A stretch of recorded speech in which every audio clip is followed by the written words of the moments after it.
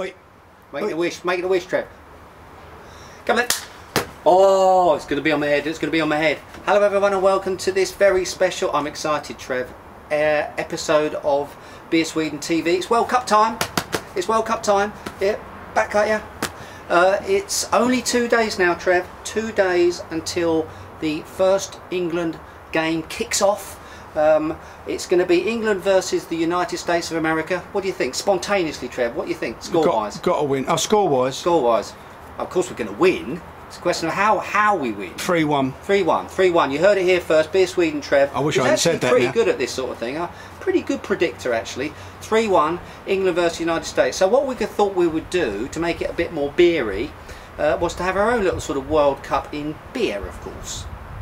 So what we're going to do is we're going to follow England's campaign, an eventual journey to victory, by teaming up some of the great British beers that are available in Systembolaget and pitting them, fielding them against some of the beers from the countries that they'll be facing. It's pretty easy to start off with. We've got the United States. Not quite sure what we're going to do for the next match, which is Algeria. So please come back and have a look and see what we get up to there. I can't think of many Algerian beers in the Systembolaget right now, but we'll think of something. Anyway, today what we're going to do is we're going to look at two beers. The first one, of course, is from England, and it's this one, 1698, from Shepherd Neame, Britain's oldest brewery. This is a beer that was released back in 1998 for the first time to mark the 300th anniversary of the brewery. It's a strong ale in style, 6.5%. When it first came to Sweden, it was as a bottle conditioned beer. In other words, the yeast was still in there. It was doing its thing. It was still bottle conditioning. This beer in the 33 centilitre bottle is in fact pasteurised, but it still retains, I think, a lot of the flavours there. The other beer that we're going to put it up against, from the United States of America, the king of beers, the beer that really did put America on the map. For the right reasons or the wrong reasons, you decide. Budweiser. Everyone's heard of it, the Bud. So we're going to put these two together. Now what we're going to do is we're going to pour them up and we're going to score them. We're going to score them on four things. We're going to score them on look, we're going to score them on smell, aroma, taste, and we're going to do a sort of final drinkability. Because that's important when you're watching the World Cup, isn't it, Trev? When you're watching the footy, you want to have a beer that, you know, kind of you can relax with, chill out with, and so on and so forth. So, the first one we're going to open is 1698, which is nice and cold, by the way, straight from the fridge. The second one we're going to do is the Bud, which is actually nice and warm. Just got it from the Systembolaget, so it's really sort of warming up nicely in the sun. And let's pour these two and see what happens. Now then, the first beer, 1698. Look at that. It's a very coppery sort of bronze colour, slightly off-white head to it. Attractive looking beer, I would suggest, Trev. Now we're going to try America, which, let's be honest, the USA, the underdogs in this battle, I think, with England and the United States for the match on Saturday. What are you sort of getting there from that, Trev? I'm seeing... Piss yellow.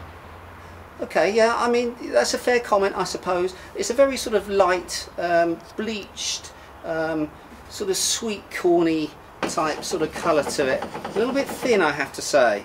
So I think, to be honest with you, I think England are taking an early lead with this one. One of those sort of, you know, straight from the spot kick into the goal in under a minute. I'm going to go, quite frankly, 1-0 to England. 1-0 to England. Let's give them a whirl, both of them. Look, they can tell I'm a pro. Do it two-handed, Trev. Let's give them a little sniff.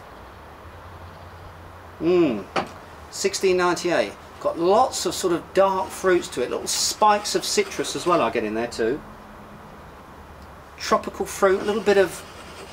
It's not grapefruit, it's more sort of lychee, and I'm getting a little bit of sort of fortified dessert wine, like masala wine, something like that in there too. Actually, quite a complex nose on that beer. Very, very interesting. Let's go to the Bud. Let's see whether the Bud can put a good play together here.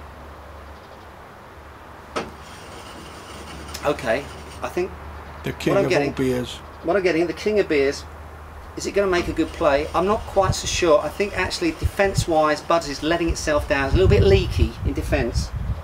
What we've got is very sort of neutral, I think it's fair to say, neutral sorts of smells coming off of this.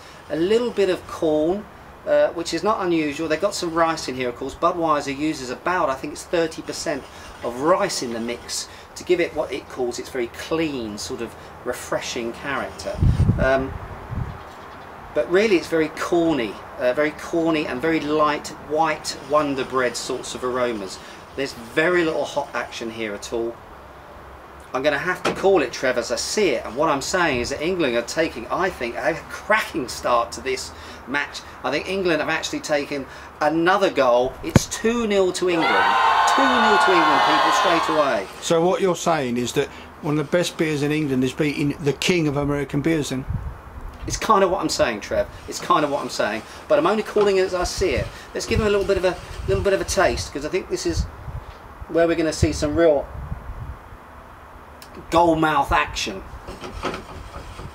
1698, lots of caramel, lots of sort of toffee malt to it. A little bit of smoke actually, a little bit of sort of smoky characteristics to this beer. In terms of the hops, they are there. What I like about this beer, quite clever, it is triple hopped. So the hops are introduced into the brewing process 3 times when brewing this beer, when making this beer. So you've got a lot of sweetness. This is 6.5%, so of course there's quite a lot of body to this beer. There's quite a lot of sort of roundness to this beer. And so you need quite a lot of hops to balance out those malts nicely. And I think this does that. There's not a very significant bitter finish. This is quite a sweet beer, but having said that, you've got this very earthy sort of dusty hop action going on too. I think it's great stuff. Very, very nice. Now let's see whether Bud can mix it up, can tackle, if you'll pardon the pun, 1698.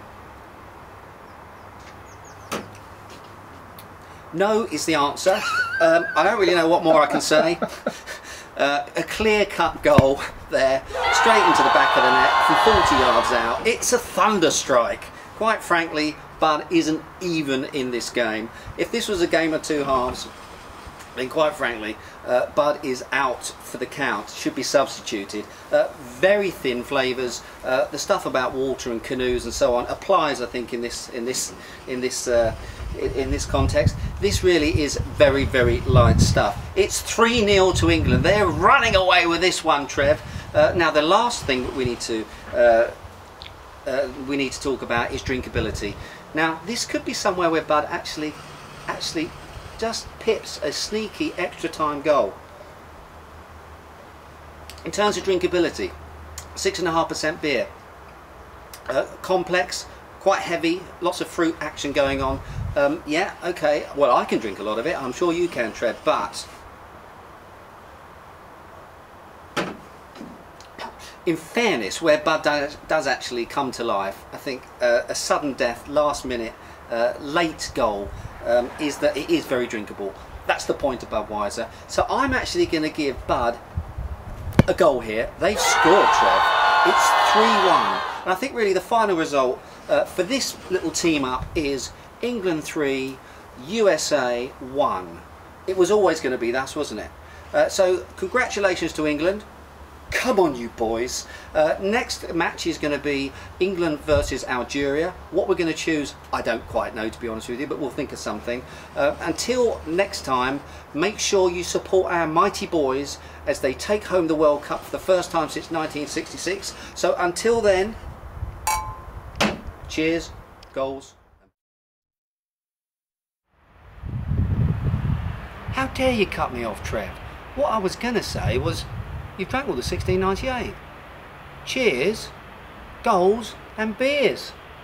Football's coming home, it's time.